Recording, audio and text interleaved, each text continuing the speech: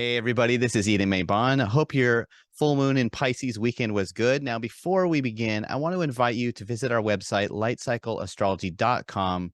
If you're in need of any spiritual or divinatory guidance, where you can sign up for an astrology reading or consultation with one of our resident astrologers, including myself. All right, so today we're taking a look at how Mercury, now in retrograde motion, meaning going backwards in the sky, is controlling the heavy-hitting planetary aspects of the moment. Let's go ahead and pull up the real-time clock here.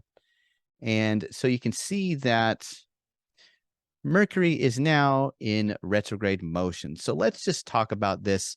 What does a retrograde motion mean? Well, it simply means that within the backdrop of the stars, the ancient people, they noticed that, the planets always moved in one direction counterclockwise among the backdrop of the stars. They called the planets the wanderers because they looked like stars that actually moved when the other planets didn't. Now, every now and again, they would notice that a planet would stop for a couple of days. It wouldn't keep progressing in the same direction, and then it would eventually start to go backwards. What this really is the same thing that you may have experienced if you've ever been on a train with another train passing you or on the freeway, and people are passing at different speeds. What this really is when we lose when it feels like we're not moving for a split second and it looks like either we're going backwards relative to something besides us or that it's going backwards if we're passing it. So the same thing happens in the sky. Mercury now is on the inside track going faster than us. It's sort of passing by us like on a racetrack. And it appears to us, because we don't think that we're actually moving on planet Earth, that it is now starting to go backwards among the stars. Astrologically, when the ancient Hellenistic astrologers or the Egyptian astrologers of the ancient world or in India or wherever, when they noticed that a planet was going backwards and they are thinking about omen divination, they're thinking about what does that symbolically represent? As above, so below. What happens in the heavens somehow has to relate to what we notice happening down here on Earth. If a god is stopping and then going backwards, whatever that god was said to represent or symbolize, that is going to reverse course. Mercury going backwards is going to always have to do about things being called into question. Maybe there's some ideas that you've been formulating. Maybe there is some agreement or communication that you've been working on. Maybe there is something technical that you've been learning or putting to use. Maybe there is some investment in money. These are all mercurial types of delineations. Mercury represents these topics naturally: money, communications, arguments, technology, science, the articulation of systems, all these mercurial types of things, markets. These are now pulled backwards. They're sort of falling into the hands of fate. They no longer are moving forward on their own, at their own willpower, kind of cutting against the grain of fate. They're sort of surrendering themselves to fate. So it's sort of like getting washed down a river. It's like they fall asleep and let go. So mercurial things turn around or become reversed in a sense. Now, mercurial things in the sign of Libra. Okay, now we're going to take a look at how does Mercury express its significations in a Venus-ruled sign, because Venus rules the sign of Libra. Well, you're talking about conversations in relationships. You're talking about agreements with friends or lovers. You're talking about money. You're talking about social media just in general, right? Mercury and Venus. You're talking about markets and maybe sustenance, like the markets of grain or food or grocery stores, stuff like that. You could be talking about peace, or like because Saturn also has an exaltation connection with the sign of Libra. Maybe you're talking about governments and peace between governments, having announcements come out or things like this. Clearly, right now, with the Queen, the passing of the great Queen Elizabeth II, clearly you are having conversations that revolve around this woman who had a very Venusian signature. She was very graceful. She was very beautiful and elegant and refined. And clearly, the media cycle is obviously going to be focusing on her passing because this is a monumental thing in history. So you can really see this Mercury retrograde starting to be flushed out a little bit with these archetypal combinations here. So, but why am I saying in this video that Mercury is the controller of everything right now? Well, it's simply because Mercury is the ruler of Gemini and Virgo, and you can see that we've got Mars in Gemini and Venus and the Sun in Virgo. Now, if you include Mercury in this lineup of planets, that's pretty much the whole inner solar system right there of planets. So these are a lot of planets that Mercury is going to have a big influence over. Mars types of things have to express themselves through the lens of Mercury. And Venus and Sun types of things have to express themselves also through the lens of Mercury. Now, there is a very interesting nuance to this relationship that is happening right now.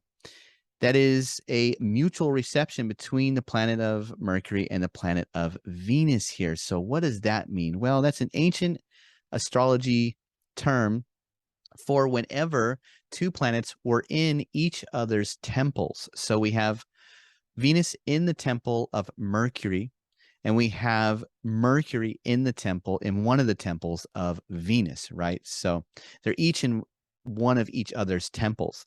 And that is like saying they can both have communication with each other. Whenever a planet is in another god's temple, it's like saying that that god can have some sort of communication with it. Let's say that I'm Mercury and I'm visiting Venus's beautiful home. And Venus says, "Oh, I got to go to the store. I'm out of flowers," or whatever. And Mercury says, "Great. Okay, I'll just hang out here." Venus goes to the store, and guess what? She brings her cell phone, a very mercurial type of thing to have, right? It's a tool of communication. And Mercury says, "I know Venus has her cell phone. I need something to write with. I need some paper. I need some pens. I got to do some writing." So Mercury calls Venus, and Venus says, "No problem. I will pick that up for you." That's a form of mutual reception, or just reception in general, where whenever a planet is in another god's temple, if there's reception, it's like they can communicate. Both planets have the ability to bring about what they want to do. So Mercury wants to write, Mercury wants to do some poetry. Well, guess what? Venus has reception to Mercury because they're in each other's temples. Normally, when you have two signs that are neighboring each other, like the sign of Virgo and Libra, normally that is actually going to be a place that's called a blind spot where they wouldn't have. So let's say that Venus is not in Virgo. Let's say that Venus is in Scorpio. Well, in that case, Venus, it's like left her phone at home, and now Mercury is saying, "Oh, I need some writing paper, I need some pens." And it's as if Mercury sees the cell phone on the couch and goes, "Oh man, there's no way she can get me some pens and paper from the store. She's going to come back. I am not going to have the things that I want to do. I will not be able to write this beautiful poetry as I'm hanging out in Venus's beautiful, lovely home because there's no communication." Normally, neighbor temples don't have reception, but whenever a planet is in another temple and both of those planets are in each other's temples, they're going to have mutual reception because they're in each other's homes. So this is really alleviating some of the difficulties, but what does all of this mean? Well, first of all, let's look at the condition of Venus. Venus in Virgo is said to be depressed. So we're talking about Venusian things that are definitely not very happy right now. There's something about pleasure or romance or love or passion or sexuality, what have you, that is somehow depressed. It's starting off in a low place and it takes work to raise it up. Mercury in Venus's temple is trying to express his qualities. He has to express his qualities through these sort of depressed Venusian qualities. So let's say that you want to spend some money, but your partner or the relationship that you're in is somehow wanting you to stay home and really comfort them because they're just feeling a little bit anxious or what have you. Let's say they're feeling sick or something like that. So instead of you maybe going out and having a good time, socializing with friends, maybe buying some new clothes, what have you, that's an example of where you just can't do it because there's something that you're having to express your own nature through that is starting out depressed. So there's something depressed that is affecting you. Now, likewise, let's say that you really want to go out and you really want to socialize and be with friends and buy some new clothes and look good and do these socializing things, but because you can't, now you're sort of grumpy and now you don't want to talk to your partner at home. That's sort of a way that this could work out in similar scenarios like this, where there's communication. They can sort of provide things to each other, but the things that they're providing to each other are somewhat kind of depressed or low or kind of bummed out. My biggest example of this is clearly with the passing of the great Queen Elizabeth II of England, right? She passes, and now the media is obviously, this is all about everything surrounding what this means for the world, because this is a monumental, historic, huge thing. So you're having all kinds of conversations around a lovely Venusian type of figure, right? The Queen of England, she had a strong Venus signature in her chart. She was very diplomatic and reserved. She was very Libran in a sense, right? Because Saturn is exalted in Libra. So she had this sort of reserved quality that was very like aware of social context and things like this, but it was, she kind of kept it under wraps. And so she was a very refined figure, but because of her passing, the media is clearly and obviously going to be focused on this right now. And that's a big part of what we're experiencing. That's a big part of how you see both of these aspects sort of manifesting or being reflected from the gods, if you will. So the last piece of this puzzle is that we also have Mars in a Mercury ruled sign, and in a few hours from now, Mars is going to be Mars and Venus are going to be forming a square with one another in the sky. So we have Venus now not only under the beams of the sun, being maltreated by the sun, in her sign of depression. And now here comes a malefic planet that is coming along and starting to dominate Venus somehow or another, because he is in a dominant square to the right of Venus. Mars is going to filter through the qualities of Mercury. So what could this be? Well, Mercury likes to be intellectual and Mars likes to be kind of rash or impulsive. So obviously this could be like arguments or, saying something just off the cuff that maybe is a little aggressive or just brash or bold or what have you, something like this. This could be something where you're just driving fast. You're just having a good time, getting some thrill, but scaring the crap out of your girlfriend or something like that. This could be danger and sex, This could be competitiveness and skill and a vanity that is somehow becoming like a martyred vein, kind of like pouting. I want this. I want to go out and buy this for myself. I deserve it. And I'm going through a difficult time. And Mara's sort of coming in and saying, no, we don't have the money. Like, you're not going to do it. Like, this could be a very dominating kind of moment. With this aspect, you get sort of two faces to this.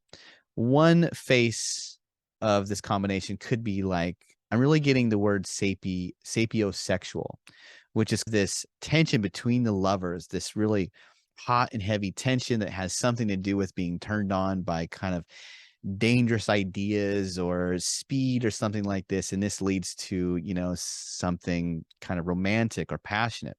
It could be that side of it, but it also could be where there is somehow just having fights and arguments with your partner who's already maybe not feeling so great, or kind of being aggressive or domineering in a relationship or in a partnership, like a business partnership, maybe having to do with something around the topics of money or finance. And it could just simply be, like I said, maybe driving too fast, maybe being reckless in some way or another. It could be spending money recklessly, like really wanting to buy something that you feel like you deserve, something that's going to make you feel better. In the worst case scenario, it could be something in the news that is maybe some press that's really coming down hard on like for instance, the late Queen Elizabeth II. Maybe there's like some press that's really saying, she really wasn't that great of a person, or she was an imperialist or something like this.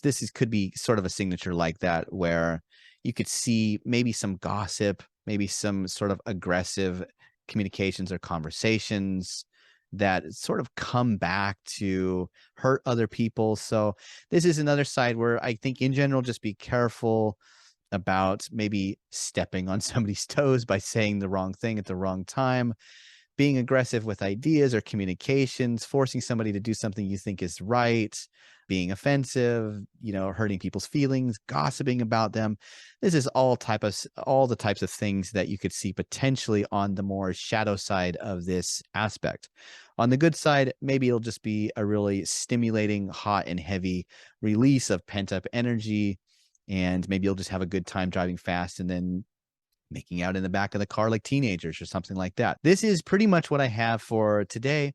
And again, we're talking about Mercury going retrograde in the sign of Libra and having a lot of power over the other big aspects that are forming in the sky right now. I think the next video that I'm going to do is going to be talking about the opposition that is starting to form between the Sun and Neptune in the sky. It's a fast aspect, so it's only going to last 4 or 5 days, but that is also something that could add to the mix of some of these delineations that we're talking about today. So that's all I've got. Thanks so much for watching. Please go to the website, lightcycleastrology.com, if you need some guidance in any way or another. And I'll be back again real soon with another video on astrology. Take care, everybody, and Godspeed.